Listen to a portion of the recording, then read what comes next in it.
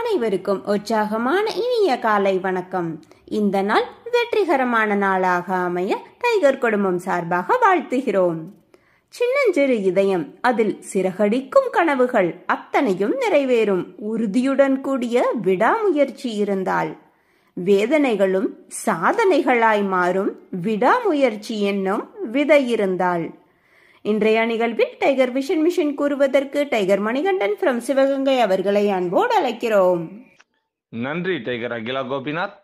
Tiger vision, மனம், புத்தி, உடல் மூன்றும் சமநிலையில் இருந்தால் வாழ்க்கை பிரகாசிக்கும். டைகர் மிஷன், ஒரு தனி மனிதனின் தொடர்ச்சியான ஆரோக்கியமும் பொருளாதாரமும் இவ்வுலகை மாற்றும். நன்றி. நன்றி டைகர் மணிகண்டன். டைகர் இறை வணக்கம் கூறுவதற்கு டைகர் ஜெயந்தி மகராஜ் ஃப்ரம் சிவகாசி அவர்களை அன்போடு அழைக்கிறோம். நன்றி டைகர் அகிலா கோபிநாத். டைகர் இறை வணக்கம். என் வாழ்க்கையின் நம்பிக்கையாய் இருக்கும் இறைவா, நான் சேவை செய்யும் இந்த அமைப்பை நீ வாழும் இடமென எண்ணுகிறேன். நான் தினமும் செய்யும் பணியே எனது கடமை என நம்புகிறேன். எனது உடலை கண்ணும் கருத்துமாய் பாதுகாப்பதே எனது பொறுப்பு என உணர்கிறேன். நன்றி இறைவா. நன்றி டைகர் ஜெயந்தி மகராஜ். வாழ்வில் வெற்றியும் சந்தோஷமும் பெருக டைகர் குழுவோடு இணைந்து பயணிக்கும் அனைத்து டைகர் குழு உறவுகளுக்கும் டைகர் ஃபேமிலி டீம் சார்பாக நன்றிகளையும் வாழ்த்துக்களையும் தெரிவித்துக் கொள்கிறோம். நாம் கடந்த காலத்தை நினைவு கூர்ந்திட முடியும், நிகழ்காலத்தை அனுபவித்து உணர முடியும், ஆனால் வருங்காலத்தை விரும்பும்படி உருவாக்கிட முடியும். எட்டு நடை நடந்து மனப்பட காட்சி செய்தால் அவ்வாறு நாம் விரும்பியதை அடைய நம்மை எட்டு நடை பயிற்சிக்கு அழைத்து செல்ல வருகிறார் நமது எட்டு நடை பயிற்சியின் ஆசான் டாக்டர் டைகர் தேன்கொடு பிரபாகரன் அவர்களை உற்சாகத்தோடு வரவேற்கிறோம். எல்லோருக்கும் இனிய காலை வணக்கம். இந்த அற்புதமான காலை வேளையில் 9 மூட்டுகளை மசையக்கூடிய அற்புதமான பயிற்சிகளை முடிச்சுட்டு 27 முறை சூப்பர் பிரெயின் யோகா அப்படின்னு சொல்லக்கூடிய தோப்பு கரணங்களை முக மலர்ச்சியோட மன மகிழ்ச்சியோடு முடிச்சுட்டு 8 நடப்பதற்காக தயார் நிலையில் இருக்கிறோம். 8 மீது நிற்கிறோம். கிழக்கு மேற்காக நடப்பவர்கள் கிழக்கு திசையிலிருந்து மேற்கை நோக்கியும், தெற்கு வடக்காக நடப்பவர்கள் தெற்கு திசையிலிருந்து வடக்கை நோக்கியும் நமக்கான முதலடி எடுத்து வைத்து நடக்க வேண்டிய தருணம். வாருங்கள், நமக்கான நேரம் தொடங்குகிறது. பெண்கள் அனைவரும் இடதுபுறமாகவும் ஆண்கள் அனைவரும் வலதுபுறமாகவும், அதாவது பெண்கள் லெஃப்ட் சைடிலும் ஆண்கள் ரைட் சைடிலும் முதலடி எடுத்து வைத்து நடையை தொடங்குகிறோம். நடை இயல்பாக இருக்கிறது, நடை தளர்வாக இருக்கிறது, தோள்பட்டை தளர்வாக இருக்கிறது, கழுத்து குனியாமல் இருக்கிறது, கால்கள் ஒன்றுக்கு முன்பு ஒன்று வருவது போல் நடந்து கொண்டு இருக்கிறோம். கைகள் அதன் இசைவில் அசைந்து கொண்டிருக்கிறது. சுவாசம் சீர்நிலையில் இருக்கிறது. எண்ணம் நேர்மறையாக இருக்கிறது. மனம் மகிழ்வுடனும் அமைதியுடனும் இருக்கிறது. ஒற்றை சிந்தனையாளர்கள் அத்தனை பேரும் ஒற்றுமையோடு ஒரே திசையை நோக்கி பயணித்து கொண்டு இருக்கிறோம். நமது பயணம் வெற்றிகரமாக அமைய எல்லாம் வல்ல இறைவனை துணை கலைத்து கொண்டு தொடர்ந்து பயணிக்கிறோம். ஒவ்வொரு விடியலும் நமக்கு பல விஷயங்களை கற்றுத்தந்து கொண்டே இருக்கிறது. நாம் பெற்றுக்கொண்டே இருக்கிறோம். அதை வாழ்வில் பயன்படுத்தி வெற்றி கண்டு கொண்டே இருக்கிறோம். அவ்வாறாக இன்றைய வெள்ளிக்கிழமை விடியலும், அதாவது 15/12/2023 கார்த்திகை 29ஆம் நாள் விடியலும் நமக்கு பல விஷயங்களை கற்றுத்தரப்போகிறது. நாம் பெற்றுக்கொள்ளப் போகிறோம். அதை வாழ்வில் பயன்படுத்தி வெற்றி காணப் போகிறோம். ஒவ்வொரு நாளும் நமது நடையை தொடங்கும் போது நாம் சில பல நினைவூட்டல்களை நினைவூட்டுவது வழக்கம். அவ்வாறாக இன்றைய நினைவூட்டல்கள், நம்மளுடைய பயிற்சிகளை நாம் தொடர்ந்து செய்திட வேண்டும். நமது பயிற்சிகளை நாம் தொடர்ந்து செய்திட வேண்டும். இது முதல் நினைவூட்டல். நமது பயிற்சிகளை தொடங்குவதற்கு முன்பாக நம்மளுடைய தாய் தந்தையர்களை, குருமார்களை, இயற்கையை, இறைவனை, பிரபஞ்சத்தை, இஷ்ட தெய்வங்களை, மூதாதையர்களை, முன்னோர்களை நாம் வணங்கி நமது பயிற்சிகளை தொடங்க வேண்டும். 2 டம்ளர் வெதுவெதுப்பான நீர் பருகி நமது பயிற்சிகளை தொடங்க வேண்டும். நமக்கு அருகில் எப்பொழுதுமே குடிநீர் இருக்கும்படியாக பார்த்து கொள்ள வேண்டும். தாகம் வரும்பொழுதோ அல்லது நினைப்பு வரும்பொழுதோ நாம் தண்ணீரை எடுத்துக்கொள்ள வேண்டும். தொடர்ந்து 8 நடை பயிற்சியை மேற்கொள்ளும் போது நம்முடைய உள்ளங்கைகளை மடக்கி பார்க்க வேண்டும். விரலின் நகங்களின் வண்ணங்களை பார்க்க வேண்டும். சுவாசத்தை சோதித்து பார்க்க வேண்டும். இவையெல்லாம் இயல்பாக இருக்கிறதா அப்படிங்கிறத நாம் தெரிந்து கொள்ள வேண்டும். அடுத்த 21 நிமிடங்களில், அடுத்த ஒரு 42 நிமிடங்களில் இவைகள் மாறுபடுவதை நாம் உணர வேண்டும். அந்த உணர்வு தான் நாம் சரியாக நடந்திருக்கிறோம் அப்படிங்கிறத நமக்கு நாம் ஒரு தேர்வை செய்து கொள்ள முடியும். ஏன்னா நீங்கள் கேம்பில் நடக்கும்போது நீங்கள் சரியாக நடக்கிறீர்களா நடக்கலையான்னு நாங்களும் ஃபேமிலி டீமும் கவனிக்கிறோம். ஆனால் இப்பொழுது வீட்டில் நீங்கள் நடக்கும்போது உங்களை நீங்களே சோதித்து கொள்ள வேண்டும். இப்போது நேற்றைக்கு முந்தைய நாள் ஒரு கேள்வி கேட்டிருந்தேன். நம்ம ஒரு நிமிடத்தில் எத்தனை சுற்று நடக்கிறோம் அப்படின்னு கேட்டிருந்தேன். அதற்கு நிறைய விதமான விடைகள். 3 சுற்று நடக்கிறேன், 7 சுற்று நடக்கிறேன், 14 சுற்று நடக்கிறேன் அப்படின்னு. இல்லையே 14லாம் யாருமே விடை சொல்லலையே, 3லாம் யாருமே விடை சொல்லலையேன்னு நீங்கள் யோசிக்கலாம். ஒரு நிமிடத்தில் எத்தனை ஸ்டெப்பு நடந்தேன் அப்படின்னு ஒரு சிலர் வந்து கவுண்ட்டு கொடுத்துருக்காங்க. ஒரு நிமிடத்தில் எத்தனை ஸ்டெப்ஸு நான் நடந்தேன் அப்படின்னு. இப்போது நம்மளுக்கு ஒரு எட்டு நடப்பதற்கு எத்தனை ஸ்டெப்பு வேணும் அப்படிங்கிறத நம்ம எல்லாருக்குமே ஓரளவுக்கு தெரிந்திருக்கும். தெரியாதவர்கள் தெரிந்து கொள்ளுங்கள். ஒரு எட்டில் நீங்கள் கிழக்கிலிருந்து மேற்கோ இல்லை தெற்கிலிருந்து வடக்கோ நீங்கள் தொடங்குறீங்க.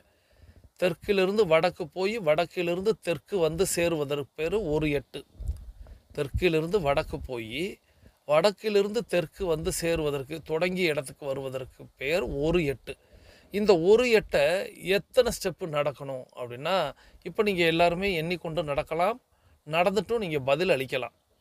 ஒரு எட்டில் நீங்கள் எத்தனை ஸ்டெப்பு நடக்கிறீங்க அப்படிங்கிறத நீங்கள் பதிலாக அளிக்கலாம். அப்போது ஒரு எட்டில் எத்தனை ஸ்டெப்பு நடக்கணும் அப்படிங்கிறது எல்லாருக்குமே தெரியும். அதே அளவை நீங்கள் எழுதக்கூடாது. நீங்கள் நடக்கிறீங்களான்னு எண்ணி பார்க்கணும். நடக்கலை, கூடுதல் குறைதல் ஏற்படுகிறது அப்படின்னா அதை குறிப்பிடலாம், தவறொன்றும் இல்லை. இப்போது உதாரணத்துக்கு சொல்லணும் அப்படின்னா, நாம் சரியாக 4 பாத அளவு நம்மளுடைய வட்டம், ரேடியஸ் அப்படின்னு சொல்லுவோம்ல, வட்டத்தின் குறுக்களவு, அந்த ஆரம், அந்த ஆரத்துடைய அளவு 4 பாத அளவு அப்படின்னு வச்சா, இது கொஞ்சம் புரியாதவங்களுக்கு கொஞ்சம் விளக்கமாக சொல்லிடுறேன். நம்மளுடைய வட்டத்தை வந்து நம்ம வந்து ஒரு வட்டம் வந்து 8 பாத அளவில் அதோடைய குறுக்காக இருக்கணும். ஒரு வட்டத்தை குறுக்காக நீங்கள் வெட்டினீர்கள் என்றால் அது உங்களுக்கு 8 பாதம் இருக்கணும். அதே போல் இன்னொரு குறுக்காக வெட்டினீர்கள் என்றால் 8 பாதம் இருக்கணும். அப்படின்னா மையத்தில், அதாவது சென்டரில் ஒரு புள்ளி வைக்கிறீங்க அப்படின்னா, எந்த பக்கம் நீங்கள் உங்கள் பாதத்தை வைத்து நீங்கள் அளந்தாலும் 4 பாத அளவு இருக்கும். இதுதான் ஒரு வட்டம். இதே போல் இன்னொரு வட்டம் அப்படிங்கிற போது நம்மளுக்கு 16 பாத அளவு வரும். இந்த 16 பாத அளவு வச்சு நீங்கள் நடப்பவர்களாக இருந்தீங்கன்னா, உங்களுக்கு ஒரு 8 அப்படிங்கிறது நடப்பது அப்படிங்கிறது 21 ஸ்டெப்பு வரும். 21 ஸ்டெப் அப்படிங்கிறது சரியா, இதுதான் சரியா அப்படின்னா, இதை நம் மையமாக வைத்து இதற்கு மேலும் கீழும் நம்ம வந்து ஒரு எண்ணிக்கை வைத்துக்கொள்கிறோம். 19 வரலாம், 20 வரலாம், 21 வரலாம், 22 வரலாம், 23 வரலாம். இதற்கு மேலாகவோ கீழாகவோ வந்துச்சுன்னா தவறாக நடக்கிறோம்னு அர்த்தம். இப்போ உங்களுக்கு 17 ஸ்டெப்பு தான் வருது அப்படின்னு வைத்துக்கொள்வோமே. நீங்கள் தொடங்கின திசையிலேருந்து தொடங்கின திசைக்கு வருவதற்கு ஒரு 8 நீங்கள் முழுமையாக செய்து முடிப்பதற்கு 17 ஸ்டெப்பு தான் வருது அப்படின்னா, நீங்கள் கால்களை அகலமாக வைத்து நடக்கிறீர்கள் அப்படின்னு பொருள். இது நீங்கள் உங்களை நீங்களே சோதித்து கொள்வதற்காக. இப்போ என்னிடத்தில் நீங்கள் வந்து நடந்து காட்டினீர்கள், ஃபேமிலி டீம் முன்னாடி நீங்கள் நடந்துக்கிறீங்க அப்படின்னா அவங்க எளிதாக உங்களை கண்டுபிடிச்சி சொல்லிவிடுவாங்க, நீங்கள் இந்த தப்பு பண்ணுறீங்க அப்படின்ட்டு. நீங்களே உங்களை சோதனை செய்து கொள்வதற்கு இதுதான். நம்ம 17 ஸ்டெப்பு நடந்தோம் அப்படின்னா பெரிய ஸ்டெப்பாக வச்சு நடக்கிறோம். அப்போ 19வது வந்துடணும், 20வது வரணும், 21 அப்படிங்கிறத நம்ம வச்சுக்கிறோம். 21 தான் நான் வருவேன் அப்படின்னு சொல்லிட்டு நீங்கள் எண்ணி ஒவ்வொரு தடவையும் நடக்கக்கூடாது. இயல்பாக நீங்கள் நடக்கணும். அந்த இயல்பு நடையில் எத்தனை ஸ்டெப் வருது? நான் வந்து இப்போ என்னை உதாரணம் வைத்துக்கொள்ளுங்களேன். நான் வந்து 21 ஸ்டெப்பு அப்படின்னு வைக்கிறேன் அப்படின்னு வைத்துக்கொள்வோம். ஒரே மாதிரி 21 ஸ்டெப்பு நடப்பேனான்னா இது தவறாயிடும். ஒரே மாதிரி 21 ஸ்டெப்பு நடக்க முடியாது. என்னுடைய பார்வைக்கு நான் சொல்கிறேன். நீங்கள் 21 ஸ்டெப்லேயே நீங்கள் கவனம் வச்சு எண்ணிக்கிட்டே இருந்தீங்கன்னா உங்களுடைய எண்ணம் வந்து அதில் குவிந்து விடுமே தவிர உங்களுடைய ஆடியோவில் கேட்காது, நேர்மறை சிந்தனையே வராது. அப்போது ஒரு நேரம் 19 வரலாம், ஒரு நேரம் 20 வரலாம், ஒரு நேரம் 21, 22, 23 இதுக்குள்ளே இருக்கும். நீங்கள் இதை எப்படி சோதித்து கொள்வது அப்படிங்கிறதுக்கு இன்னொரு பாயிண்ட்டு நான் சொல்லித்தரேன். அப்போது நீங்கள் முதல்ல 21 ஸ்டெப், இதுக்கு மேலே 2 ஸ்டெப்பு, இதுக்கு கீழே 2 ஸ்டெப்பில் நீங்கள் நடந்துட்டீங்க அப்படின்னா உங்களுடைய வட்டமும் சரியாக இருக்கிறது, உங்களுடைய எட்டும் சரியாக இருக்கிறது, உங்களுடைய நடையும் சரியாக இருக்கிறது.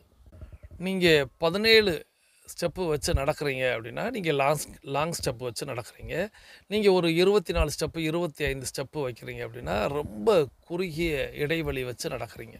ஸோ இதை வந்து சம அளவில் நடந்து பழகுங்க. 21 அப்படிங்கிறது சரியானது. அதற்கு கீழே 2 வரலாம், கூட 2 வரலாம். எப்பொழுதுமே நீங்கள் எண்ணி பார்க்கும் பொழுது 21 வந்துடும்.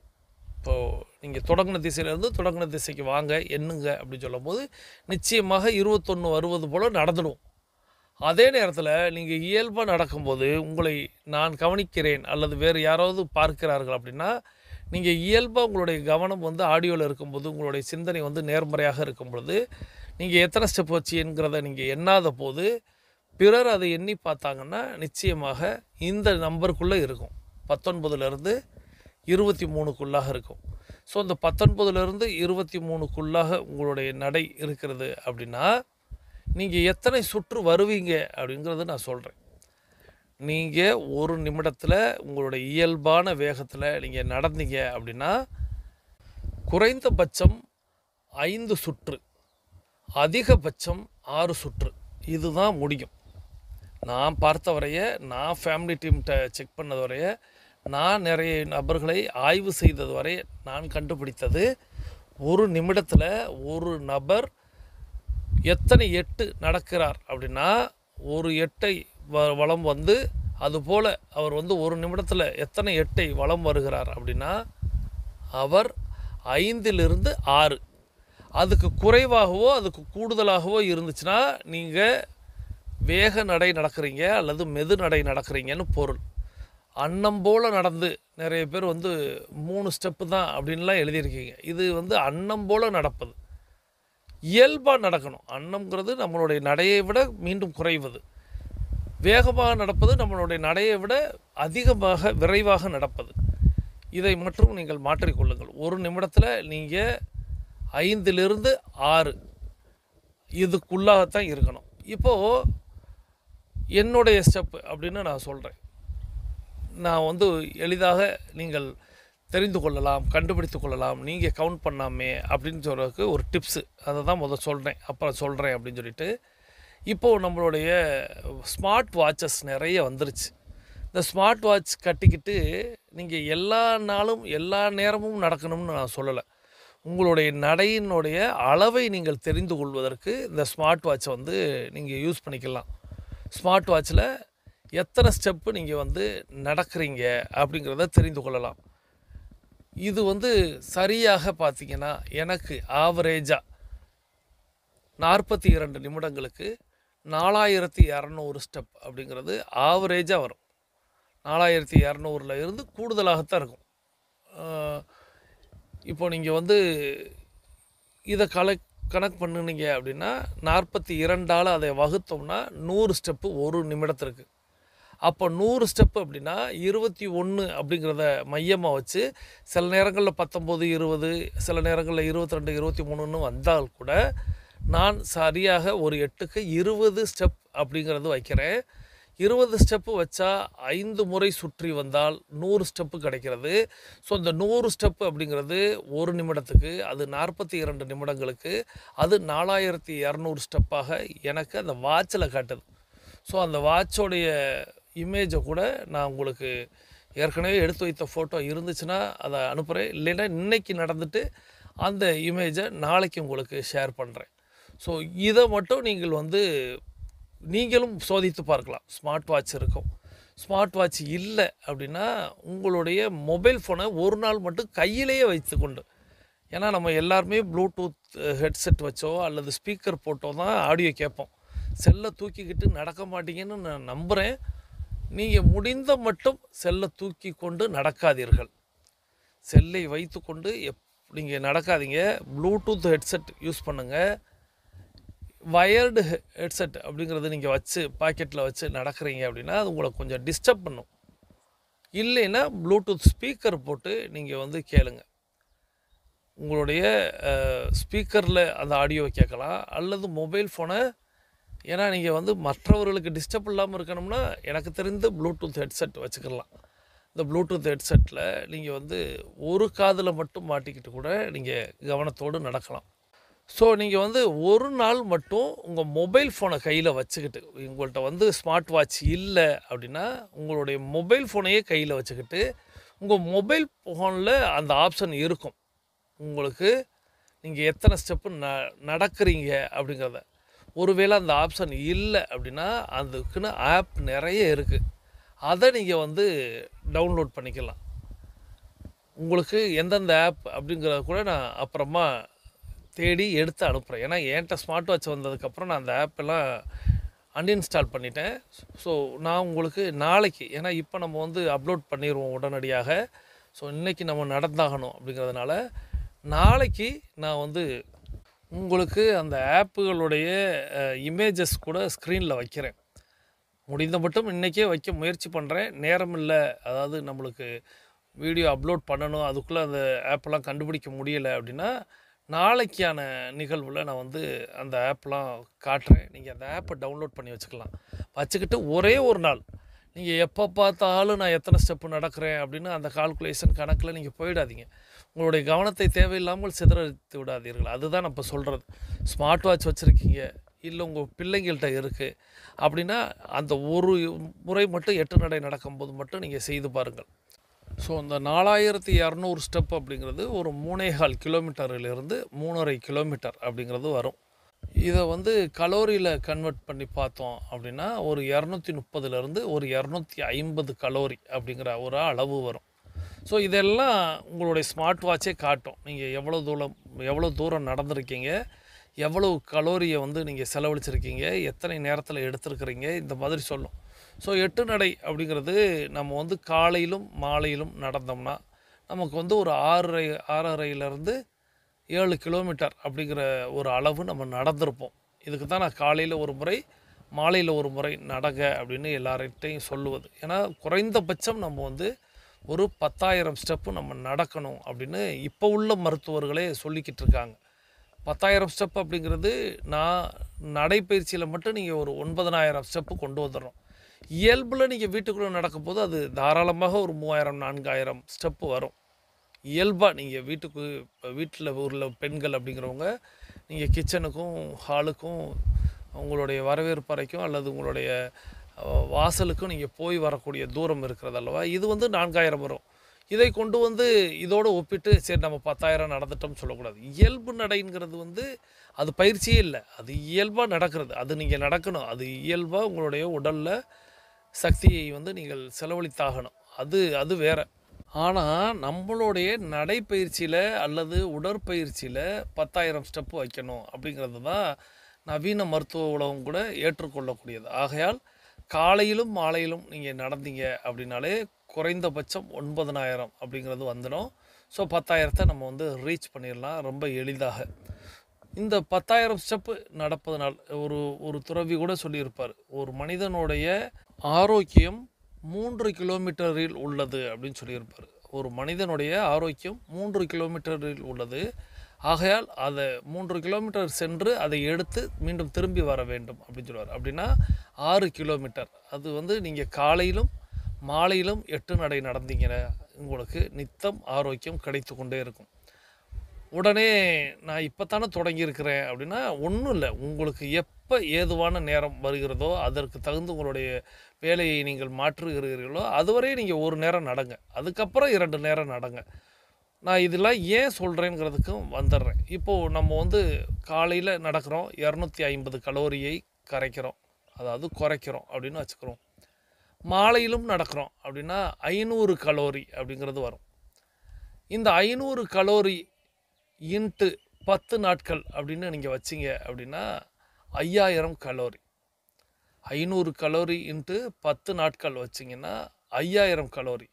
காலையிலும் மாலையிலும் நடந்து நீங்கள் 10 நாட்கள் நடந்தீங்கன்னா 5,000 கலோரி கரையும். 7,000 அப்படிங்கிறது ஒரு எண்ணிக்கை இருக்கிறது. அப்படின்னா நீங்கள் 14 நாட்கள் நடந்தீங்க அப்படின்னா 7,000 கலோரி கரையும் குறையும். 7,000 கலோரி குறைஞ்சிச்சு அப்படின்னா உங்கள் உடலில் 1 கிலோ எடை குறையும். 7,000 கலோரி குறைகிறது உங்கள் உடம்பில் அப்படின்னா 1 கிலோ உங்கள் உடம்பில் எடை குறையும். அப்போது 1 கிலோவுடைய கலோரி எவ்வளவு அப்படின்னா 7000. அப்போது 7000 கலோரியை நீங்கள் செலவழிச்சிங்கன்னா 1 கிலோ எடை குறையும். 7000 கலோரியை நீங்கள் சேமிச்சிங்க, அதாவது நீங்கள் உடற்பயிற்சியே செய்யலை, ஆனால் 7000 கலோரியை நீங்கள் சாப்பிட்டுட்டீங்க அப்படின்னா 1 கிலோ எடை கூடும். இதை மனதில் கொள்ளுங்கள். 7000 கலோரி ஈக்குவல் டு 1 கிலோ. அப்போது நீங்கள் உடல் எடை குறைய வேண்டுமென்றால் 2 நேரம் 8 வாக் பண்ணணும். 2 நேரம் பண்ணினீங்கன்னா நீங்கள் 14 நாட்கள் பண்ணினீங்க அப்படின்னா உங்களுக்கு 1 கிலோ எடை குறையும். நீங்கள் 1 மாதம் 28 நாட்கள் நீங்கள் நடந்தீர்கள் என்றால், ஏன்னா நம்மளுடைய நிலாவின் தோற்றம் 28 நாட்கள் அப்படின்னு நம்ம ஏற்கனவே குறிப்பிட்டிருப்போம். பௌர்ணமிக்கு 14 நாட்கள், அமாவாசைக்கு 14 நாட்கள், 28 நாட்கள். இந்த 28 நாட்கள் தான் எல்லாவற்றிலுமே வரும். பெண்களுடைய அந்த சுழற்சிக்கு கூட 28 நாட்கள் தான் சொல்லுவாங்க. நீங்கள் 28 நாட்கள் நீங்கள் காலையிலும் மாலையிலும் நடந்தீங்க அப்படின்னா 2 கிலோ எடை நீங்கள் குறைவீர்கள். அப்படியா? அப்போ நான் 8 வாக் பண்ணிட்டா 2 நேரம் நடந்துட்டா எனக்கு 14,000 கலோரி குறைஞ்சிட்டா நான் 2 கிலோ எடை குறைஞ்சிடுவேண்ணா, நான் எடையெல்லாம் குறையக்கூடாதே அப்படின்னு ஒரு சிலர் தோணும். அப்போ நான் 1 நேரம் நடந்தால் போதுமா அப்படின்னு. நாம் சாப்பிடக்கூடிய உணவின் அளவு அப்படிங்கிற ஒரு விஷயம் இருக்கிறது. இப்போது ஒரு மனிதனுக்கு சராசரியாக 1200 600 அப்படின்னு ஒரு கணக்கு சொல்கிறாங்க. இது ஒரு மனிதனுக்கு சராசரியான உணவு தேவை. அவனுடைய உயரத்திற்கு ஏற்ற அவனுடைய உடலுக்கு இந்த சராசரி கலோரி அளவு தேவை, சக்தி தேவை. இதை கூடுதலாக சாப்பிட்டால், கூடுதலாக அப்படின்னு சொன்னால், ஒரு இட்லிக்கு 80 100 கலோரி.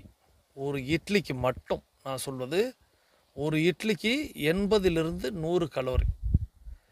4 இட்லி சாப்பிட்டா 100 கலோரின்னு வச்சுக்கிறோம். 4 இட்லி சாப்பிட்டா 400 கலோரி. நம்ம காலையிலையும் மாலையிலையும் நடந்தாலே நமக்கு 500 கலோரி தான் குறையும். அப்போது ஒரு மனிதன் சராசரியாக ஒரு 4-5 இட்லி சாப்பிட்டாலே காலையிலும் மாலையிலும் நடந்தாகணும், அந்த இட்லியை கரைப்பதற்கு. மீண்டும் நம்ம அதோடு நிறுத்துகிறோமா அப்படின்னா மதிய உணவு. இந்த மதிய உணவு எப்போதுமே இப்பெல்லாம் விருந்தாகவே மாறிவிட்டது.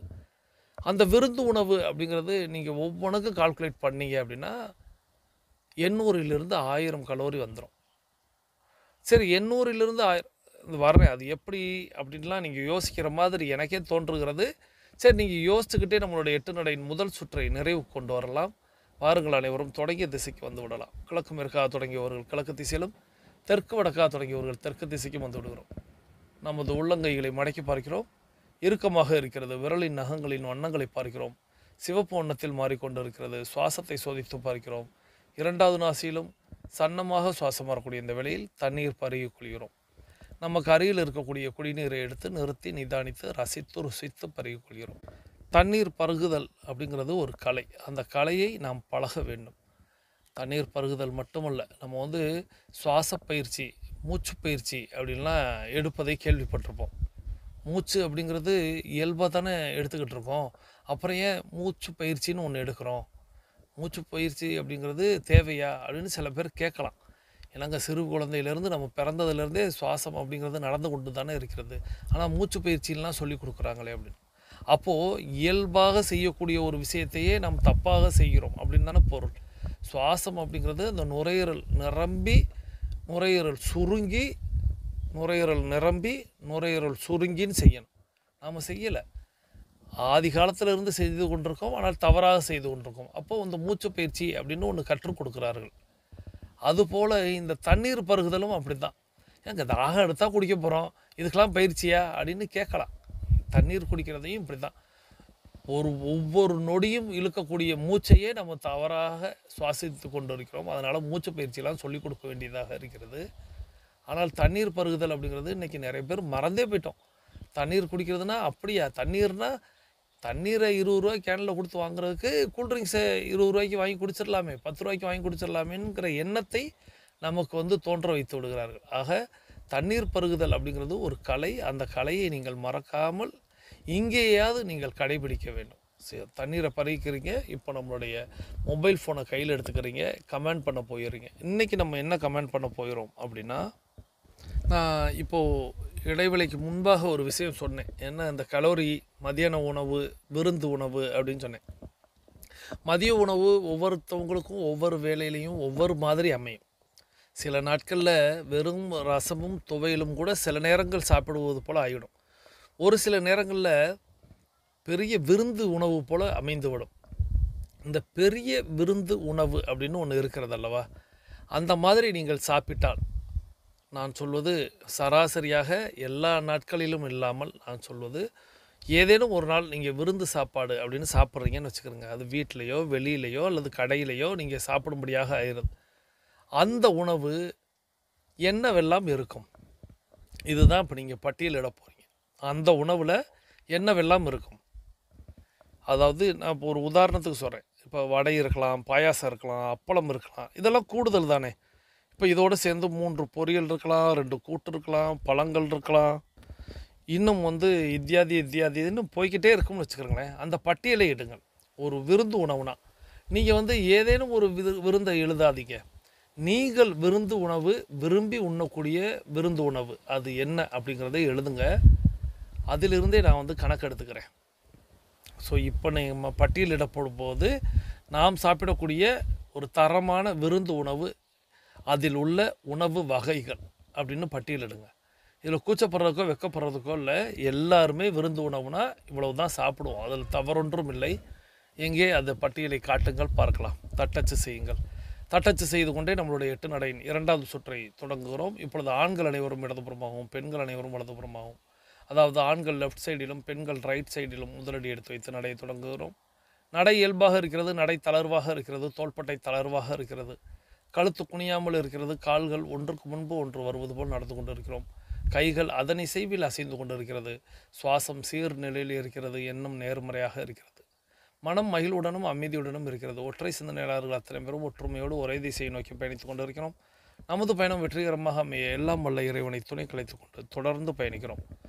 நம்ம ஏற்கனவே இந்த மதிய உணவு அப்படிங்கிற அந்த விருந்து உணவில் எத்தனை கலோரிகள் சாப்பிடுகிறோம் அப்படின்னு சொல்லும்போது, இப்போ உங்களுடைய பட்டியல் அப்படிங்கிறது ஒன்று எல்லாருமே கொடுத்துக்கிட்டு இருக்கீங்க. எல்லாருமே கண்டிப்பாக கொடுப்பீங்க, அந்த நம்பிக்கையில் நான் சொல்கிறேன். இந்த உணவில் நீங்கள் ஒவ்வொரு உணவுக்கும் என்ன கலோரி அப்படிங்கிறத நீங்கள் நெட்டில் தேடுங்க. இப்போ நீங்கள் கொடுத்துருக்க பட்டியலில் ஒவ்வொரு உணவுக்கும் என்ன கலோரி அப்படின்னு பாருங்கள். அதாவது ஒரு உதாரணத்திற்காக சொல்கிறேன். இப்போது ஒரு பாயாசம் அப்படின்னு ஒரு பவுலில் நம்ம குடிக்கிறோம். ஹோட்டலில் வைக்கிற பவுல் அப்படின்னு வச்சுக்கிறோங்க. ஏன்னா வீட்டில் குடிக்கும்போது இன்னும் கூடுதலாக இருக்கும்.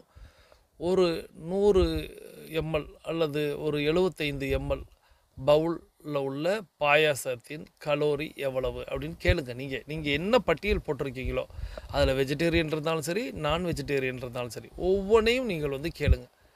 உங்களுக்கு இன்றைக்கி விரல் நுனியில் கலோரிகள் பட்டியலை நீங்கள் எடுத்து விட முடியும். இப்படியே அந்த பட்டியலை எழுதுங்க, எத்தனை கலோரிகள் வருகிறது. நான் சொல்கிறது இந்த மதிய விருந்து உணவு, அது நான் வெஜிடேரியனாக இருக்குது அப்படின்னு வச்சுக்கிறோங்க. ஒரு அவித்த முட்டை வச்சுருக்கீங்க, அதுக்கு கேளுங்க, ஒரு அவித்த முட்டையோடைய கலோரி எவ்வளவு சொல்லும். இந்த பட்டியலை நீங்கள் எழுதுங்க. எழுதிட்டு கூட்டி பாருங்கள். தாராளமாக 1000 1200க்கு குறையாத பட்டியல் உங்கள் கண்முன் நிற்கும். இதில் ஐஸ்கிரீம் இருக்கலாம், அந்த ஐஸ்கிரீமுக்குள்ளே குலோப் ஜாமுன் இருக்கலாம், அதனோடு சேர்த்து பீடா இருக்கலாம், இன்னும் எப்படியோ இருக்கும் விருந்து உணவு அப்படின்னா. ஸோ அதை எல்லாத்தையும் நீங்கள் பட்டியல் போட்டு அந்த டோட்டலை பாருங்கள். சில நேரங்களில் நான் வெஜிடேரியனாக இருக்கிறது, நான் மட்டன் பிரியாணி சாப்பிடுவேன் அப்படின்லாம் எழுதியிருந்தீங்கன்னா 2000 கலோரியை ரொம்ப எளிதாக கடந்து விடும். ஸோ இந்த பட்டியலை நீங்கள் எழுதிட்டு எனக்கு வாட்ஸ்அப் பண்ணுங்கள். இங்கே பண்ண வேணாம். இந்த பட்டியலை எத்தனை கலோரிகள் வருகிறது அப்படின்னு நீங்கள் கால்குலேட் பண்ணிவிட்டு அந்த டோட்டல் மதிப்பை எனக்கு வாட்ஸ்அப் பண்ணுங்கள். ஸோ என்னோடு வாட்ஸ்அப்பில் நீங்கள் பண்ணும்பொழுது உங்களை பற்றி நான் தெரிந்து கொண்டு உங்களுக்கான சில பல விஷயங்களை சொல்லிக் கொடுக்க ஏதுவாக இருக்கும். ஸோ என்னோடு பகிர்பவர்களுக்கு மட்டும்தான் நான் அந்த விஷயங்களை பகிர முடியும். இங்கே பொது தளத்தில் அதை பகிர முடியாது. ஸோ அதனால் நீங்கள் தாராளமாக எனக்கு வாட்ஸ்அப் பண்ணுங்கள். எத்தனை கலோரிகள் வருகிறதுன்னு பார்க்கலாம். அதற்கு தகுந்து நம்ம உங்களுக்கான சில விஷயங்களை நேரடியாக சொல்லித் தருகிறேன். ஸோ இப்படி நீங்கள் கால்குலேட் பண்ணி உங்களுடைய பார்த்தீங்க அப்படின்னா, காலையில் வெறும் 4 இட்லி தான் சாப்பிட்டோம், 400 கலோரி. ஆனால் 4 இட்லியை வெறும் இட்லி சாப்பிட முடியாது அல்லவா? அப்போ அதுக்குன்னு சாம்பார் அல்லது சட்னி அப்படின்னு ஏதேனும் ஒன்று எடுத்துக்கொள்வோம் அல்லவா? சாம்பார் 100 ml அப்படின்னு நீங்கள் நெட்டில் தேடி பார்த்தீங்கன்னா 150 கலோரி அப்படின்னு எழுதியிருப்பாங்க. நம்ம வெறும் 100 ml தான் எடுத்துக்கிறோமா 4 இட்லிக்குன்னா கொஞ்சம் கூடுதலாக எடுத்துக்கிறோம். அதுக்கு 2 வகையான சட்னி எடுத்துக்கிறோம். பொடி வச்சு நல்லெண்ணெய் ஊற்றி சாப்பிடுபவர்களும் உண்டு. அப்போ 4 இட்லிக்கே கிட்டத்தட்ட 600-700 கலோரிகள் வந்துடும். பயப்பட வேணாம் யாரும். என்ன 4 இட்லி தான் சொன்னார், 4 இட்லிக்கே 600-700 அப்படின்னு. மதிய உணவு விருந்து 2000 கலோரி வரை போகிறது. சரி, அதை வந்து ஆவரேஜாக ஒரு 1200 வச்சுக்கிட்டா கூட, இதை ஆவரேஜாக ஒரு 600 வச்சுக்கிட்டாலே 1800 வந்துடுது. இதுக்கப்புறம் இரவு உணவு இருக்குது. அதுக்கப்புறம் முக்கியமாக அந்த ஸ்நாக்ஸுன்னு ஒன்று இருக்குது. அதுக்கப்புறம் காஃபி, டீ அப்படிங்கிறது ரொம்ப அதிமுக்கியமானது இருக்குது. இவைகளை எல்லாம் நீங்கள் பட்டியலில் சேர்த்துக்கிட்டே போனீங்கன்னா ஒரு 2000, நான் குறைச்சி சொல்கிறேன், 2200 அந்த ரேஞ்சில் ஒரு கலோரிகள் வந்து நிற்கிதுன்னு வச்சுக்கிறோங்க. நீங்கள் சராசரியாக சாப்பிட வேண்டிய மனிதனுடைய அளவு அப்படிங்கிறது 1200லிருந்து 1600. ஆனால் நாம் எடுத்துக்கொண்டதோ 2200. இப்போ கூடுதலாக 600 கலோரியை நம்ம உடலில் சேர்த்துருக்கோம். இந்த 600 கலோரி 12 நாட்களில் 1 கிலோவாக மாறிவிடும். 7200 கலோரியாக மாறிடும். அப்போது 12 நாட்களில் 1 கிலோ அப்படிங்கிறது நடந்தேறி விடுகிறது. அதனால தான் உடல் எடை அப்படிங்கிறது வெகு விரைவாக அது வந்து மேலே ஏறிக்கொண்டே வருகிறது. நிறைய நேரங்களில் நீங்கள் விட்டுட்டீங்க, 8 வாக்கு பண்ணல, இல்லை ஏதேனும் ஒரு பயிற்சியை நீங்கள் விட்டுட்டீங்க, தொடர்ந்து பண்ணலை அப்படின்னாலே ஏன் உடல் எடை அதிகரிக்கிறது அப்படின்னா இந்த விஷயம் உங்களுக்கு புரியாதது தான். நீங்கள் உங்களுடைய உயரத்திற்கு ஏற்ற உங்களுக்கான எடைக்கு ஏற்ற அளவு அப்படிங்கிறது ஒரு விஷயம். நீங்கள் வாட்ஸ்அப் பண்ணுறவங்களுக்கு நான் அந்த விஷயங்களெல்லாம் சொல்லித்தரேன். முடிந்தால் நேரடியாகவே பேசலாம், ஃபோன்லேயே பேசிக்கலாம். ஸோ அப்போ நீங்கள் வந்து உங்களுடைய கலோரி அளவு எவ்வளோன்னு தெரிஞ்சுக்கிறங்க. அதற்கு தகுந்து அப்போது நம்ம வந்து 4 இட்லியிலேருந்து 3 இட்லிக்கு போகலாம். மதிய உணவில் இவ்வளவுலாம் தேவையில்லை. ஒரு ஞாயிற்றுக்கிழமை தான் சாப்பிடுகிறோம் அப்படின்னா அதையும் நீங்கள் மாற்றிக்கொள்ளலாம். இப்படி இரவு உணவு அப்படிங்கிறது எவ்வளோ எளிதாக எடுத்துக்கொள்ளலாம். இப்படி நீங்கள் கணக்கு போட்டு நீங்கள் பார்த்தீங்கன்னா நீங்கள் மேனேஜ் பண்ண முடியும். ஆனால் நம்ம அந்த கணக்கு போட்டு வாழ்கிற உலகத்தில் இல்லை. அப்போது நம்மளுக்கு 2 நேர 8 நடை அப்படிங்கிறது அவசியம் தேவைப்படுகிறது. 500 கலோரிகளை நாம் அதிகமாக சாப்பிட்டு விட்டால் 500 கலோரிகளை கரைப்பதற்கு 8 நடை பயிற்சி நமக்கு ஏதுவாக இருக்கிறது அப்படிங்கிறத மட்டும் மனதில் கொண்டு 2 நேர 8 நடை பயிற்சிக்கு முயற்சி செய்து கொண்டே இருங்கள். நிச்சயமாக ஒரு நாள் நடந்தே தீரும். ஸோ இப்படி தான் இதை பற்றி சரி நிறைய பேசிக்கிட்டே போயிட்டோம். இன்னும் வருங்காலங்கள்லேயும் நம்ம நிறைய பேசுவோம். ஸோ நீங்கள் தெரிந்து கொள்ளுங்கள், புரிந்து கொள்ளுங்கள். இதை உள்ளே வாங்கிக்கிட்டு நீங்கள் தொடர்ந்து அதை கடைபிடிக்க முயற்சி செய்யுங்கள். ஸோ நிறைய பேர் கடைபிடிப்பீங்கன்னு நம்புகிறேன். எத்தனை பேர் கடைபிடிப்பேன், இனிமேல் கலோரி கால்குலேஷன் பார்ப்பேன் அல்லது என்னிடம் கேட்டு தெரிந்து கொள்வேன் அப்படின்னு நினைப்பவர்கள் எல்லாருமே இப்போ கமெண்ட் பண்ணலாம். இனி வரும் காலங்களில் நான் அதை கடைபிடிக்க முயற்சிக்கிறேன் அப்படின்ட்டு. நீங்கள் இந்த கமெண்ட் பண்ணுறது அப்படிங்கிறதெல்லாம் பயப்படலாம் வேணாம். ஒரு உறுதி கொடுக்குறீங்க. அந்த உறுதியை உங்களுடைய சகோதரனா உங்களுடைய என்ன உறவோ அதில் நீங்கள் எண்ணி எனக்கிட்ட வழங்குறீங்க. அந்த உறுதியை நீங்கள் காப்பாற்ற முயற்சி செய்யுங்கள். அந்த உறுதியை கொடுத்துட்டா நம்ம வந்து சில பேர் நினச்சிக்கிறாங்க, உறுதியை கொடுத்துட்டோம்னா நம்ம வந்து அதை காப்பாற்றி ஆகணும், அதனால் நம்ம உறுதி கொடுக்க வேணாம். நீங்கள் உறுதி கொடுக்கலைன்னா இறுதி வரைக்கும் நீங்கள் இப்படியே இருக்க வேண்டியதான். உங்களுடைய நிலை அப்படியே தான் இருக்கும். நீங்களே உங்களை நம்பலைன்னா, நீங்களே உங்கள் பேச்சை கேட்கலைன்னா யார் உங்கள் பேச்சை கேட்க போகிறாங்க அப்படின்னு நீங்கள் மனதில் கொண்டு உறுதி எடுங்க. இதில் வந்து வேறு யாரும் ஏமாற்றப் போவதில்லை. ஏமாறுவதெல்லாம் நீங்களே தான். யார் ஏமாற்றுகிறார்கள் அப்படின்னா நீங்களே உங்களை ஏமாற்றிக் கொள்கிறீர்கள். ஆகையால் நீங்கள் உங்களுடைய உடலை ஆரோக்கியமாக வைப்பதற்கு இப்போயே நீங்கள் உறுதி எடுத்துக்கிறங்க. உறுதி கொடுப்பவர்கள் அத்தனை பேருக்கும் என்னுடைய வாழ்த்துக்களையும் என்னிடமிருந்து அழைப்புகளையும் நீங்கள் எதிர்பார்த்து காத்திருங்கள். நிச்சயமாக உங்களை நான் அழைக்கிறேன். இந்த மாதிரி நிறைய விஷயங்களை நம்ம தெரிஞ்சுக்கிட்டே இருக்கணும், நம்ம புரிஞ்சுக்கிட்டே இருக்கணும், அதை கடைப்பிடிச்சிக்கிட்டே இருக்கணும். அப்போ தான் நாம் ஆரோக்கியமாக இருக்க முடியும். நாம் ஆரோக்கியமாக இருந்தால் தான் நம்ம பிள்ளைங்களுக்கு அவங்களோட எதிர்காலத்திற்கு நீங்கள் 1000 சொத்துக்களை சேர்த்து வைத்தாலும், கோடியாக நீங்கள் பணத்தை குவித்து வைத்தாலும், நீங்கள் இருப்பது போல அவர்களுக்கு மிகப்பெரிய சொத்து, மிகப்பெரிய மன வலிமை வேறு எதுவும் இருக்காது. இதை நீங்கள் மனசில் ஒவ்வொரு நாளும் நினைங்க. நான் வந்து 8 வாக்கில் நிறைய விஷயங்கள் நேர்மறையாக தான் பேசணும், எதிர்மறை பேசிவிடக்கூடாதுங்கிறதுனால நிறைய நேரங்களில் நிறைய விஷயங்களை சொல்லாமல் போகிறேன். ஆனால் நீங்கள் இதெல்லாம் புரிந்து கொள்ளணும். நீங்கள் நிறைய நேரங்களில் நிறைய பேர் சோம்பேறிகளாக நீங்கள் தொடர்ந்து பயணிக்காதமல் நீங்கள் 10 நாள் இடைவெளி விட்டிங்கன்னா 1 கிலோ எடை கூடிரும். நீங்கள் பண்ணக்கூடிய தவறுகள் எல்லாத்துக்குமே 1 கிலோ கூடிடும். அந்த 1 கிலோவை குறைக்கிறேன் பெருவழின்னு நீங்கள் ரொம்ப கஷ்டப்படுவீங்க. அதில் மனச்சோர்வு ஏற்படும். இதை தொடர் முயற்சியாக நீங்கள் தொடர்ந்து செய்து கொண்டே இருக்க வேண்டும். ஸோ உங்களுடைய குழந்தைகளுக்கு, உங்களுடைய பிள்ளைகளுக்கு, எவ்வளவு பெரிய பிள்ளைகளாக இருந்தாலும் அவர்களுக்கு தாய் தந்தையர் அப்படிங்கிறது ரொம்ப ரொம்ப முக்கியம். ஸோ உங்களுக்கு நல்ல தாய் தந்தையர்கள் வாய்த்திருக்கலாம், அதனால் உங்களுக்கு அந்த கவலை இல்லாமல் இருக்கலாம். ஆனால் உங்களுடைய குழந்தைகளுக்கு நீங்கள் நல்ல தாய் தந்தையர்களாக இருக்கிறீர்களா அப்படிங்கிறத மட்டும் கேள்வியாக வைத்துக்கொள்ளுங்கள். உங்களுக்கு நல்ல தாய் தந்தையர்கள் வாய்த்திருக்கலாம், அதனால் நீங்கள் அப்படி ஒரு நிலையை, அப்படி ஒரு கவலையை நீங்கள் எதிர்கொள்ளாமலே இருந்திருப்பீர்கள். ஆனால் நீங்கள் உங்களுடைய குழந்தைகளுக்கு நல்ல ஒரு தாய் தந்தையர்களாக இருக்கிறீர்களா அப்படிங்கிறத மட்டும் பார்த்து, நீங்கள் அவங்களுக்கு 1000 சொத்து, 1000 கோடி, லட்சம் பொருட்களை நீங்கள் வாங்கி வைத்திருந்தால் கூட உங்களை போன்ற ஒரு சொத்து அவர்களால் எத்தனை 1000 கோடி கொடுத்தாலும் கிடைக்காது. ஆக நீங்கள் இருக்கணும், அதற்கு நீங்கள் உழைக்கணும், அதற்கு நீங்கள் முயற்சி செய்யணும். அதற்கு நாங்கள் இருக்கிறோம், எங்களோடு சேர்ந்து நீங்கள் முயற்சி செய்தால் போதும், நீங்களும் உங்களுடைய குடும்பமும் ஆரோக்கியமாக இருக்கும் அப்படிங்கிறத மட்டும் மனதில் கொண்டு, யான் பெற்ற இன்பம் பெருக இவ்வையகம் அப்படிங்கிற மாதிரி நீங்களும் இந்த விஷயத்தை உங்களுடைய ஸ்டேட்டஸில் வைங்க. நல்லதை பரப்புவோம். ஏன்னா இன்றைக்கி நல்லதை பரப்புவதற்கு காலம் ரொம்ப கெட்டு கிடக்கு. ஸோ நாம் கூட, நம்ம பலன் அடைஞ்சவங்க கூட இதை கொண்டு போய் 4 பேர்கிட்ட சேர்க்கலை அப்படின்னா சரி, ஓகே, இதை மட்டும் மனதில் கொண்டு நீங்கள் ஸ்டேட்டஸ் வைக்க முயற்சி செய்யுங்கள். நிறைய பேர் வச்சிங்க, அப்புறம் எடுக்கிறீங்க. நான் எல்லாரையுமே பார்த்துக்கிட்டு தான் இருக்கேன். நீங்கள் எனக்காக வைக்கலை, பிரபஞ்சத்துக்காகவும் உங்களுடைய நண்பர்கள் உறவினர்களுக்காகவும் தான் வைக்கிறீங்க. ஸோ நான் பார்க்குறேன்னா பார்க்கலையாங்கிறது கணக்கு கிடையாது, பிரபஞ்சம் பார்த்து கொண்டிருக்கிறது. ஸோ நீங்கள் நிறைய பேருக்கு கொண்டு போய் சேர்க்கணும். நிறைய சகோதரிகள் லிங்க்கையே எடுத்து வைக்கிறீங்க, அது ரொம்ப சந்தோஷமான விஷயம். பார்க்கும்போது எனக்கு சந்தோஷமாக இருக்கும். உங்களை பற்றியெல்லாம் நான் ஃபேமிலி டீம்கிட்ட பகிர்ந்து கொள்வேன், இவங்கெல்லாம் லிங்க் வச்சுருக்காங்க அப்படின்னு. ஸோ அதனால் நம்மளுக்கு கிடைத்த இந்த அற்புதமான பொக்கிஷத்தை நிறைய பேருக்கு வழங்கணும் அப்படிங்கிறத சொல்லி, தொடர்ந்து நம்ம தினம் ஒரு பொன்மொழி பார்க்க போகிறோம். இன்றைய தினம் ஒரு பொன்மொழியை நமக்கு வழங்கியவர் இங்கர்சால். இவருடைய முழு பெயர் பார்த்திங்கன்னா ராபர்ட் கிரீன் இங்கர்சால். இவர் ஒரு அமெரிக்காவை சார்ந்த ஒரு எழுத்தாளர், கட்டுரையாளர். அவர் சொல்லியிருக்கக்கூடிய பழமொழி அப்படிங்கிறது, துருப்பிடித்த இரும்பும் சோம்பல் ஏறிய உடம்பும், துருப்பிடித்த இரும்பும் சோம்பல் ஏறிய உடம்பும் உதவாது. துருப்பிடித்த இரும்பும் சோம்பல் ஏறிய உடம்பும் உதவாது. எவ்வளோ ஒரு அற்புதமான ஒரு பொன்மொழி வார்த்தைகள்.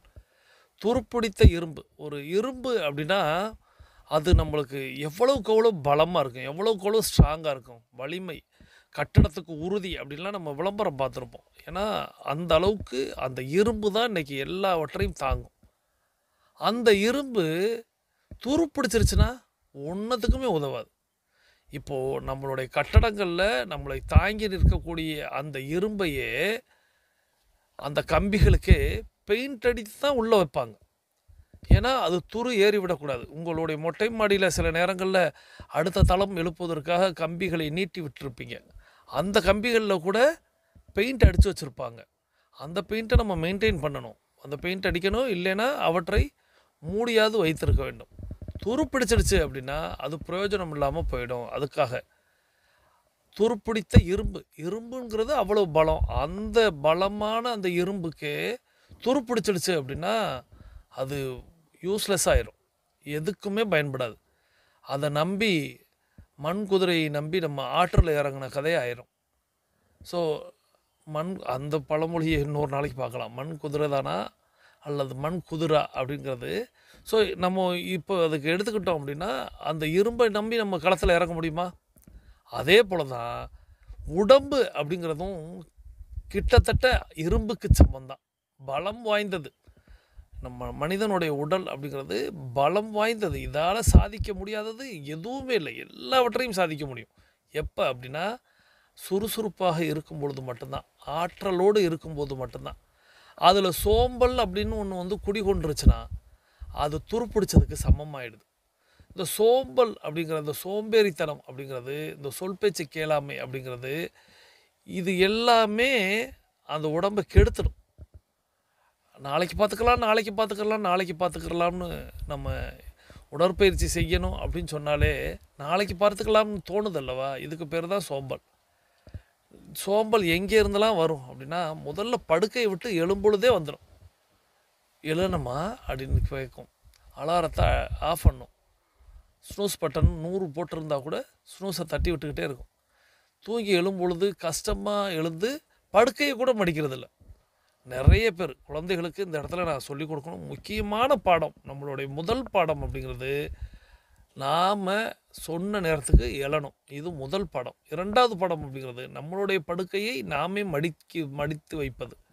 இது ஒரு நல்ல பழக்கம். இது சரி, இதை பற்றி நாளைக்கு இன்னும், ஏன்னா என்னுடைய ஹாஸ்டல் வாழ்க்கையில் எனக்கு நினைவுக்கு வந்து போகிறது. இந்த மாதிரி சோம்பேறித்தனத்தை நீங்கள் அங்கேயே தலானியோடைய உங்களுடைய போர்வையோடு மடித்து வச்சிடணும். அங்கே இருந்து நீங்கள் சுறுசுறுப்பாளராக மாறணும். நீங்கள் வந்து குளிக்கணும், மற்ற பணிகளை செய்யணும், பயிற்சிகளை செய்யணும், பெரியவங்களை வணங்கணும். இதெல்லாம் நீங்கள் செஞ்சுக்கிட்டே வாங்க, உங்களுடைய உடம்பு உறுதியாகும். அதைத்தான் இங்கே வந்து இங்கர்சால் குறிப்பிடுகிறார். துருப்பிடித்த இரும்பும் சோம்பல் ஏறிய உடம்பும் உதவாது. எப்படி துருப்பிடித்த கம்பியில் கட்டடம் கட்டினா அந்த கட்டடம் சூழ்நிலையில் என்னைக்காவது கவுத்தி விட்டுருமோ, அதுபோல் இந்த சோம்பல் ஏறிய உடம்பை நம்பி நம்ம பயணிக்கவே முடியாது. ஸோ இதை வந்து நீங்கள் சுறுசுறுப்பாக்கி அதை வந்து ஒரு விறுவிறுப்பாக்கணும். அந்த பயிற்சியை தான் நாங்கள் தொடர்ந்து செய்கிறோம். எனக்கு ஆச்சரியம் என்ன அப்படின்னா, நாங்கள் எந்த விடுப்பும் எடுக்காமல், நாங்கள் எந்த பணமும் பெற்றுக்கொள்ளாமல் உங்களுக்காக உழைக்கிறோம். நாங்கள் எந்த விடுப்பும் எடுக்காமல், நாங்கள் எந்த பணமும் பெறாமல் உங்களுக்காக உழைக்கிறோம். நீங்கள் உங்களுக்காக உழைக்க மாட்டேங்கிறீங்க, உங்கள் குடும்பத்துக்காக உழைக்க மாட்டேங்கிறீங்க, உங்கள் பிள்ளைங்களோட எதிர்காலத்தை நினைக்க மாட்டேங்கிறீங்க. உங்களுக்காக உழைக்கல, உங்கள் குடும்பத்துக்காக உழைக்கல, உங்கள் பிள்ளைங்களை நீங்கள் அவங்களோட எதிர்காலத்தை நினைக்கவே இல்லை. சோம்பல் சோம்பல் சோம்பல். இந்த சோம்பலுக்கும் இந்த சொல் பேச்சுக்கு எல்லாமேன்னு ஒரு வார்த்தை சொன்னேன்ல, உணவை பார்க்கும்போது அல்லது அந்த ஸ்நாக்ஸுகளை பார்க்கும்போது நீங்கள் அப்படியே மாறி விடுகிறீர்கள். கவனத்தை நீங்கள் சிதற விடுகிறீர்கள். நான் நித்தம் உங்களுக்கு புகுத்துவதே இந்த விஷயந்தான். இந்த நித்தம் பயணிப்பவர்களுக்கு நிச்சயமாக அவர்களுடைய வாழ்க்கையில் அவர்களே அறியாமல் ஒளி பெற்றுக்கொண்டே இருக்கிறார்கள். அவர்களுக்குள்ள ஒரு தேஜஸ் வந்துக்கிட்டே இருக்குது. நித்தம் நடப்பவர்களை நான் வந்து ரொம்ப சந்தோஷமாக கொண்டாடுவேன். அவங்களும் என்னோட தினமும் பயணிக்கிறாங்க, தினமும் எனக்கு குட் மார்னிங் போடுறாங்க, தினமும் என்னோட எழுந்து விடுகிறார்கள், தினமும் என்னுடைய ஸ்டேட்டஸ் வைக்கிறாங்க. ஆனால் இந்த என்னைக்காவது வந்து போகிறவங்களுக்கு தான் இந்த மெசேஜ். இன்றைக்கி நான் வந்து சரியாக வெள்ளிக்கிழமை கொடுத்துட்டேன். ஏன்னா இந்த மாதிரியான மெசேஜ் மேக்ஸிமம் ஞாயிற்றுக்கிழமையில் போய் சேர்ந்துடும்னு ஃபேமிலி டீம் என் மேலே கம்ப்ளைண்ட் பண்ணிக்கிட்டே இருப்பாங்க. நீங்கள் ஞாயிற்றுக்கிழமை தான் சொல்கிறீங்க, மற்ற நாட்களில் நீங்கள் சொல்ல மாட்டேங்கிறீங்க. ஸோ நீங்கள் இதை புரிந்து கொள்ள வேண்டியது, நாம் நம்மளுடைய குடும்பத்திற்காக, நம்மளுடைய உடலுக்காக, நம்மளுடைய ஆரோக்கியத்திற்காக, நம்மளுடைய பிள்ளைகளின் எதிர்காலத்திற்காக உழைக்கிறோம். அதுதான் முக்கியம் நம்மளுக்கு. மற்றதெல்லாம் 2ஆம் பட்சம்தான். நான் என்ன சொல்வேன்னா, நீங்கள் 2 நேரமும் நடங்க. நீங்கள் சரியான உடல் எடையை மெயின்டைன் பண்ணுங்கள். உங்களுடைய உடலில் நீங்கள் சர்க்கரை, பிபி, இன்னும் வேறு இத்தியாதி பிரச்சனைகள் எதுவும் இல்லாமல் பார்த்துக்கொள்ளுங்கள். அப்போ நீங்கள் எதை வேண்டுமானாலும் விரும்பி உண்ணுங்கள், எதை வேண்டுமானாலும் சாப்பிட்லாம். இது சாப்பிடணும் அது சாப்பிடக்கூடாதுங்கிறதுலாம் இல்லை. உங்களுக்கு ஆசை இருக்கா, அதை விரும்பி சாப்பிட்லாம். எப்போ அப்படின்னா, நம்மளுடைய எல்லா பயிற்சிகளையும் நீங்கள் தொடர்ந்து செய்து கொண்டு, உங்களுடைய உடலை நீங்கள் கட்டுப்பாட்டோடு வைத்துக்கொண்டு சமநிலையில் வச்சுருந்தீங்கன்னா நீங்கள் எது வேண்டுமானாலும் சாப்பிட்லாம். ஸோ நம்ம வந்து தியாகம் பண்ணுங்க, அதை விட்டுருங்க, அடியோடு மறந்துடுங்க அப்படின்னு நம்ம எங்கேயுமே சொல்லலை. உங்களால் முடியும். எப்போ நீங்கள் உங்களை சமநிலைப்படுத்தி கொண்டு. ஸோ நீங்கள் எனக்கு இப்போ ஒரு உறுதி கொடுங்க. உங்களுடைய குழந்தைகளுக்காக, உங்களுக்காக, உங்களுடைய குடும்பத்தினருக்காக, உங்களுடைய பெற்றவர்களுக்காக, உங்களுடைய கணவனுக்காக, மனைவிக்காக, உங்களுடைய உறவினர்களுக்காக நீங்கள் வந்து நான் இந்த பயிற்சியை தொடர்ந்து செய்வேன் அப்படிங்கிறத மட்டும் எனக்கு உறுதி கூறுங்க. ஏன்னா நாங்கள் தொடர்ந்து உங்களுக்காக உழைத்து கொண்டு இருக்கிறோம். நீங்கள் உங்களுக்காக உழைக்கிறீர்களா அப்படிங்கிற அந்த கேள்வியை மனதில் தாங்கி கொண்டு, இன்றைய நிகழ்வு உங்களுக்கு பிடித்திருந்தால் லைக் செய்து நண்பர்களுக்கு ஷேர் செய்யுங்கள். ஏன்னா லைக் பண்ணுறதுக்கு கூட இங்கே அவ்வளவு சோம்பேறித்தனம். அந்த லைக் பட்டனை தட்டுறதுக்கு நம்ம 300-400 பேர் நடந்தால் கூட 30 பேர் தான் லைக்கே பண்ணுறோம். அப்போ மற்றவர்களுக்கு அது கூட கஷ்டமாக இருக்கிறது. ஸோ சரி, இன்றைக்கி நான் கொஞ்சம் வேகமாக வேறு மாதிரி பேசியிருப்பேன். இருந்தாலும் இன்றைக்கி இந்த மெசேஜ் உங்களுக்கு தேவை. நீங்கள் உங்களுக்காக, உங்கள் குடும்பத்துக்காக, உங்களுடைய ஆரோக்கியத்தை, உங்களுடைய குழந்தைகளுக்காக, அவர்களின் எதிர்காலத்திற்காக நீங்கள் தொடர்ந்து பயணிப்பதற்கு ஒரு உறுதி எடுத்துக்கொண்டு அதை எனக்கு உறுதிப்படுத்தும் விதமாக நீங்கள் இங்கே லைக் செய்து கொண்டு இந்த இன்னைய ஆடியோவை உங்களுடைய நண்பர்கள், உறவினர்களுக்கு, உங்களுக்கு யார் மேலே ரொம்ப அக்கறை இருக்கோ அவங்களுக்கு வழங்கி அவர்களையும் நடக்க வைப்பேன் அப்படின்னு எனக்கு நீங்கள் வாட்ஸ்அப் பண்ணுங்கள். யாரெல்லாம் நீங்கள் அழைத்திருக்கிறீர்கள் அப்படிங்கிறத, எத்தனை பேருக்கு இந்த செய்தியை அனுப்பியிருக்கிறீர்கள் அப்படிங்கிறத நானும் கருத்தில் கொண்டு நம்மளுடைய 8 நடையின் 2வது சுற்றை நிறைவு செய்கிறோம். வாருங்கள், அனைவரும் தொடங்கிய திசைக்கு வந்து விடுகிறோம். நாம் அனைவரும் கிழக்கு திசையை நோக்கி நின்று கொள்கிறோம். தொடர்ந்து அஃபர்மேஷன் மற்றும் விசுவலைசேஷனை செய்து இன்றைய நாளை தொடங்குவோம். இன்றைய நாள் உங்களுக்கு அற்புதமான நாளாக அமைய எல்லாம் உள்ள இயற்கை இறைவன் பிரபஞ்சத்தை வேண்டுக் கொள்கிறேன். இன்று என்னோடு இணைந்து நடந்த அத்தனை அன்பு சகோதர சகோதரிகளுக்கும் அவர்களது குடும்பம் மகிழ்ச்சியோடும் ஆரோக்கியத்தோடும் செல்வ வளங்களோடும் இருப்பதற்கு எல்லாம் உள்ள இயற்கையே இறைவனே பிரபஞ்சமே நீ துணை நிற்க வேண்டும் என்று வேண்டி வணங்கி வாழ்த்தி மீண்டும் சந்திப்போம், கலந்து சிந்திப்போம். வாழ்க நலத்துடன், வாழ்க வளத்துடன். நன்றி.